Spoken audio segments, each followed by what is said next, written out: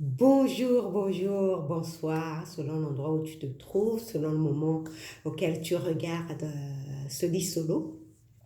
Alors, je suis heureuse, je suis ravie de te retrouver et surtout en cette période, contrairement aux apparences, je trouve cette période que nous vivons fantastique. Fantastique, pourquoi?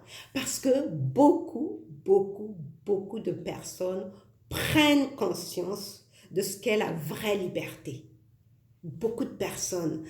C'est ce que dit souvent l'adage. Il suffit quand on lève quelque chose pour que tu te rendes compte, pardon, pour que tu te rendes compte de son importance, de sa valeur littérale. Hein. Beaucoup de gens, beaucoup d'entre nous, nous avons vécu notre vie en dilettante, en ne souciant de rien, en, hein, en s'amusant, en ne préoccupant de rien, en vivant notre quotidien, une vie routinière déjà tracée, avec cet état-providence qui décide tout pour nous. Et on réalise aujourd'hui, mais ce fameux état-providence veut nous prendre ce qui a de plus fondamental, notre liberté. Notre liberté. Et là, on se souvient que cette liberté, c'est un droit de l'individu, c'est un droit qui est inné. Aucune loi en ce monde, quelle qu'elle soit, encore moins la loi des hommes, la loi des hommes ne surpasse les lois de l'univers. Dès le moment où on s'aligne aux lois de l'univers, on peut être sûr et certain que sa liberté est acquise. Et aujourd'hui, beaucoup d'entre nous nous réalisons avec cet agenda, justement, avec cet agenda qui se déroule progressivement. D'ailleurs, je pense que c'est demain, euh, c'est demain ou la semaine prochaine que le président va de nouveau faire son allocution pour nous libérer, peut-être, certainement, de ce confinement, de cette prison. En tout cas, personnellement, je ne vis pas en prison, je ne vis pas une prison, je vis ma vie comme si de rien n'était, parce que pour moi, ma vie, elle m'appartient. Et la liberté que j'ai, c'est le divin, c'est l'univers qui me l'a donné, parce que c'est un droit fondamental et que je proclame et que je prône. J'ai même pas besoin de la défendre, j'ai même pas besoin de la défendre, parce que pour moi, dans ma tête, dans mon esprit, ça, c'est une évidence. C'est une évidence, mais étant donné que je suis en société avec d'autres individus, qu'il faut que l'énergie que moi, personnellement, que je dégage n'est pas la même que les autres. Donc, par solidarité, nous voulons mener des actions pour défendre et surtout récupérer ce que ensemble, parce que ensemble, ce n'est même pas la réalité, parce que la vraie réalité, c'est que nous sommes libres, nous sommes libres, naturellement, nous sommes libres. Mais ce qui semble se dérouler dans cette illusion-là, dans ce monde illusoire, nous voulons montrer notre solidarité, notre action, montrer que c'est important. Nous voulons continuer à œuvrer, à se lever haut et fort. J'en parle pourquoi? Parce que j'étais en train de... Moi, je suis, comme je ne sais pas si tu l'as déjà partagé, je, je suis très active, enfin très active. Non, je suis... je me reconnais en tant que militante.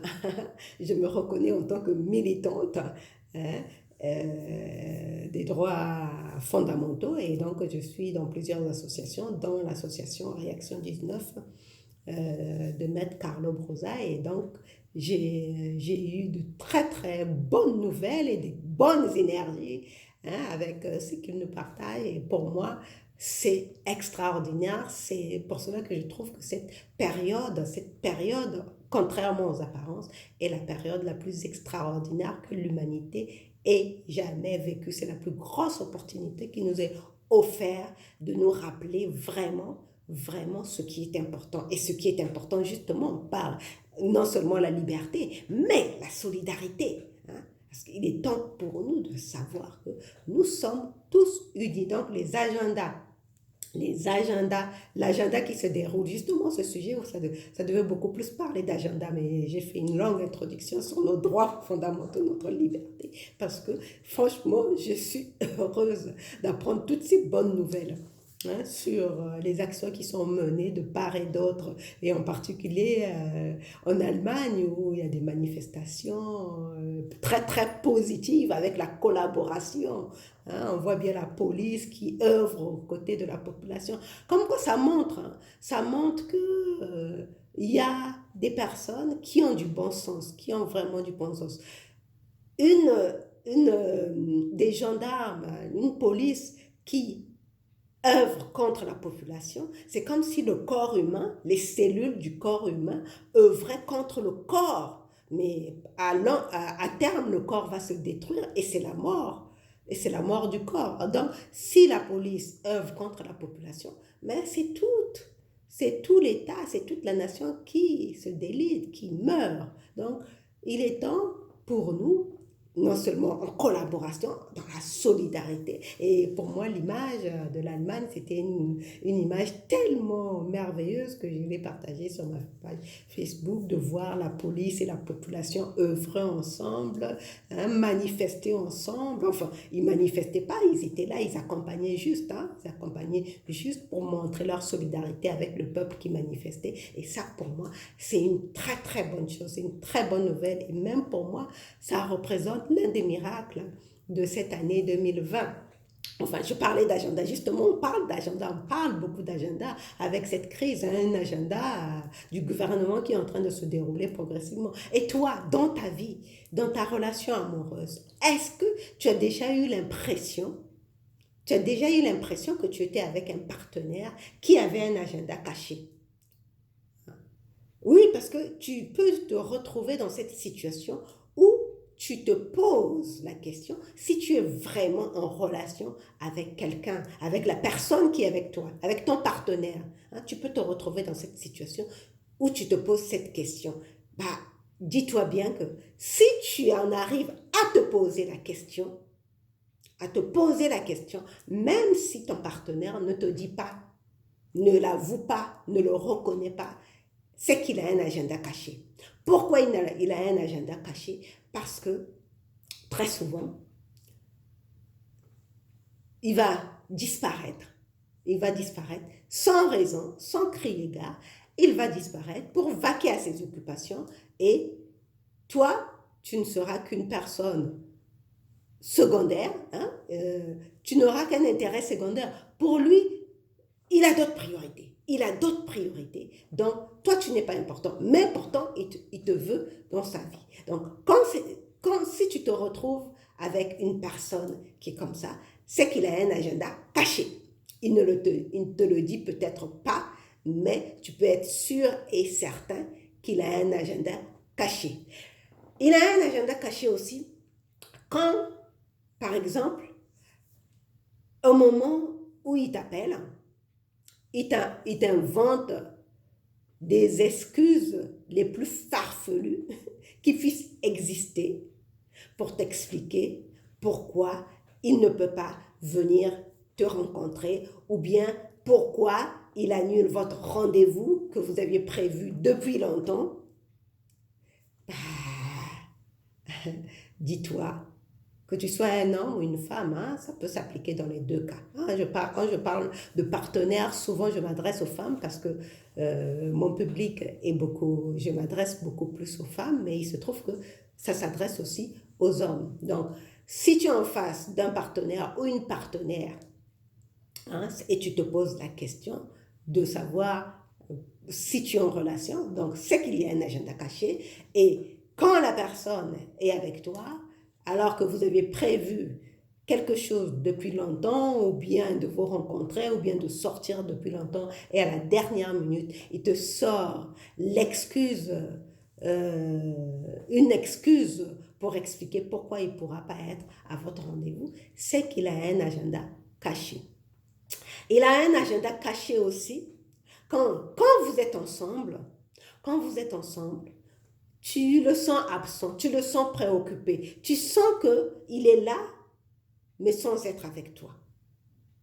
Ça veut dire que cette personne a un agenda caché. Donc, si tu es en relation avec une personne avec qui tu te poses des questions, hein, j'en parle par rapport aux événements, hein, on parle beaucoup d'agenda caché. Donc, si tu es en relation avec une personne dont tu te poses des questions de savoir, est-ce qu'on est vraiment en relation, tu sens qu'il est là, mais il n'est pas là, tu sens qu'il est amoureux, mais il n'est pas amoureux en même temps, mais tu nages en pleine confusion dans cette relation.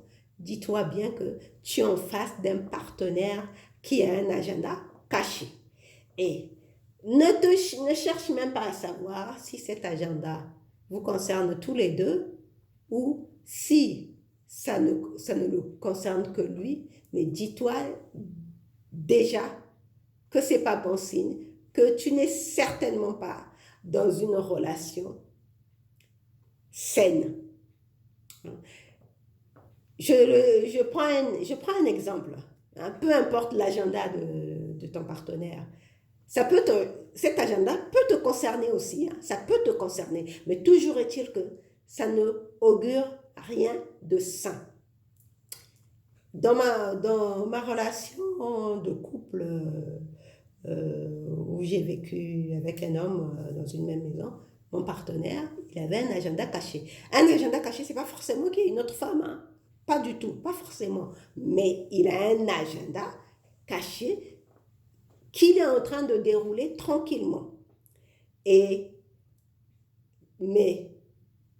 on est bien d'accord qu'une relation qui fonctionne, une relation harmonieuse, une relation saine, c'est une relation où on communique, où on échange, où il y a une réelle entente. Ce n'est pas une relation où il y a des silences, où chacun est dans son coin, hein, où quand on se parle, c'est juste bonjour, ça va, comment tu as passé ta journée, et puis c'est fini. Non.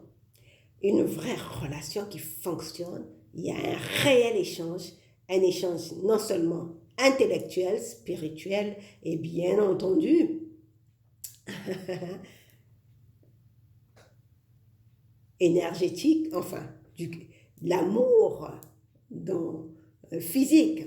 Mais au-delà de l'échange physique, il y a une réelle communication entre les partenaires. Donc, on n'a pas à avoir un agenda caché. On se partage, on s'échange ce qui concerne réellement le couple pour que ça puisse fonctionner. Or, dans mon cas, par exemple, pourquoi c'est un agenda caché? Parce qu'au moment, moi je découvre, hein, la relation elle était dysfonctionnelle. Or, mon partenaire, il avait un agenda caché. Et son agenda caché, il était en train de faire un plan pour pouvoir aller me doter. Tu vois, il était en train de faire un programme pour aller me doter. Mais moi, je ne pouvais pas accepter. Je ne pouvais pas accepter qu'il aille me doter dans ces conditions. Parce que moi, mon but dans notre relation de couple, c'était pas qu'il aille me doter. Moi, mon but dans notre relation de couple, c'était qu'on s'entende, que ça fonctionne, qu'on vive une relation harmonieuse où on sent vraiment qu'il y a une vraie complicité, qu'il y a de l'amour. Mais le but pour moi, dans ce ménage-là que je formais avec lui, c'était pas de me faire doter ou bien d'avoir la bague au doigt. Alors, c'était pas ça du tout. Mais lui, c'était ça son agenda. Tu vois? Donc, son agenda, certes, me concernait moi, mais ça n'augurait pas une relation saine. Tu vois? Et le partenaire suivant, lui, il avait un agenda caché. Bah, par contre, lui, certainement, je n'en ai pas la réponse aujourd'hui, mais je suis certaine, hein, je suis certaine que son agenda caché ne me concernait pas du tout. Tu vois? Donc, il y a les deux hypothèses, mais dans tous les cas, dès le moment où tu es en face d'un partenaire qui a un agenda caché, qu'il est en train de dérouler à ton insu, sache que ça n'augure rien de bon. Donc, c'est à toi de faire un choix, de prendre une décision. La décision peut aussi être de purifier le couple, hein, parce que c'est pas parce que tu es dans une relation toxique que tu peux pas. Nous détoxifions bien nos corps, hein. Nous détoxifions bien nos corps. Donc une relation toxique peut aussi se détoxifier et devenir fonctionnelle par la suite. Mais dans tous les cas, tu as une décision à prendre quand tu as en face de toi un partenaire ou une partenaire qui a un agenda caché. Donc voilà pour notre lit solo d'aujourd'hui, de ce soir. En tout cas, aujourd'hui, je suis vraiment de bonne humeur. Je te souhaite vraiment, toi aussi, d'être toujours de bonne humeur, de maintenir toujours tes vibrations sur le plus haut niveau, hein, toujours au plus haut point, et toujours de travailler tous les jours à rester dans ton vortex, à entretenir ton vortex. Voilà, on se retrouve demain pour un autre lit solo. Bisous, bisous, bye. Prends bien soin de toi.